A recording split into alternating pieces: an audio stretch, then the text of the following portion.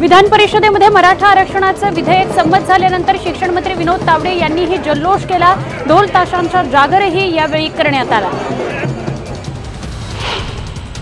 16% आरक्षण जाहीर झाल्यावर नागपूरमध्ये जल्लोष करण्यात आला। मराठा समाजातील बांधवांनी एकत्र येत फटाके फोडून जल्लोष केला।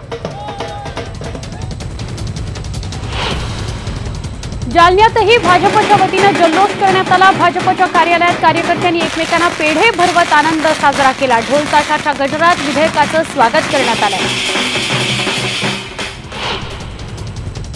नाशिकमध्ये भाजप कार्यालयात जल्लोष करण्यात आला। भाजपने दिलेला शब्द पाळला असल्याच्या घोषणा देखील यावेळी करण्यात आल्या, तर पेढे वाटून आनंदही साजरा करण्यात आला।